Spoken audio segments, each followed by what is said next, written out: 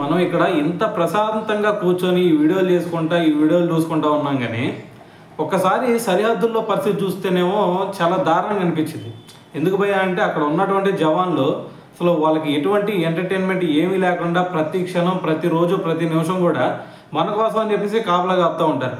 So మరి దీంట్లో భాగంగా ఈరోజు మార్నింగ్ చూసుకుంటే అది కూడా జమ్మూ కాశ్మీర్లో ఉదంపూర్లో మరి ఈరోజు మార్నింగ్ జవాన్లకి అదేవిధంగా ఉగ్రవాదుల మధ్య మరి ఒక ఎదురు కాల్పులు జరిగినాయి అనమాట.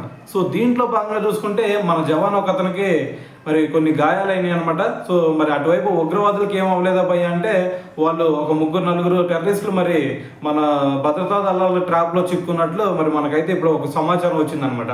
సో దీంట్లో భాగంగా మరి ఇప్పుడు కూడా ఇంకా సెర్చ్ ఆపరేషన్ జరుగుతుందని చెప్పేసి కాల్పులు కూడా కొనసాగుతున్నాయి అని చెప్పేసి అధికారులు అయితే దీని గురించి అప్డేట్ ఇవ్వడం జరిగిందనమాట.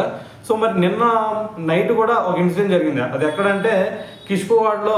సో నిన్న కూడా ఇదే విధంగా ఎదురు కాల్పులు అయితే జరిగినాయి అటువైపు జవాన్లకి అదేవిధంగా మరి ఉగ్రవాదులకి అనమాట.